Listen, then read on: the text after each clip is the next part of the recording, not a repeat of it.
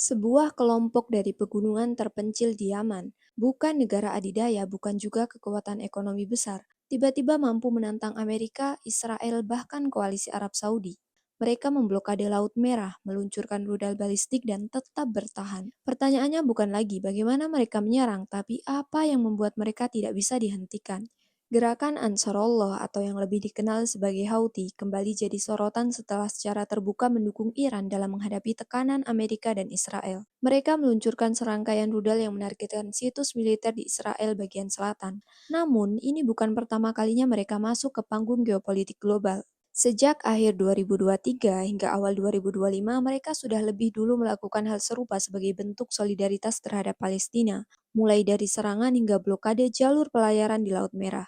Lalu, bagaimana mungkin kelompok seperti ini bisa melakukan semua itu? Jawabannya tidak hanya ada di senjata, tapi di teologi. Houthi berakar pada tradisi Syiah Zaidiyah. Secara nasab, kepemimpinan mereka berasal dari garis keturunan Imam Hasan bin Ali, cucu Nabi Muhammad. Disinilah letak perbedaannya. Dalam tradisi Zaidiyah, garis keturunan tidak otomatis memberi legitimasi.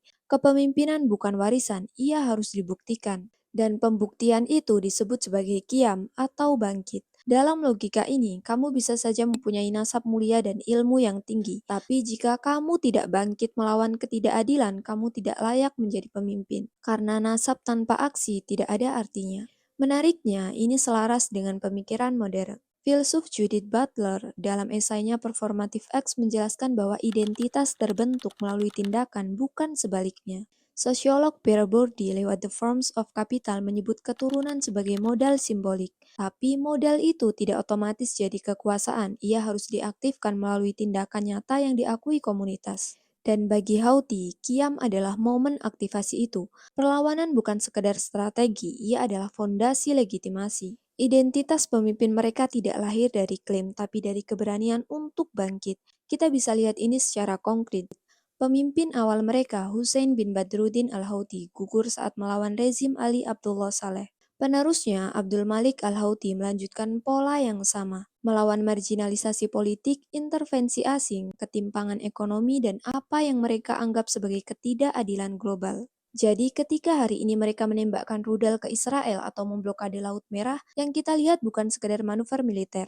Kita sedang menyaksikan sebuah tradisi teologis kuno yang hidup dan beroperasi dalam skala geopolitik modern. Dan di titik ini muncul satu pertanyaan yang jauh lebih dalam. Kamu mungkin bisa menghancurkan basis militer mereka dan melemahkan logistik mereka. Tapi bagaimana caramu mengebom sebuah keyakinan yang mengajarkan bahwa melawan ketidakadilan adalah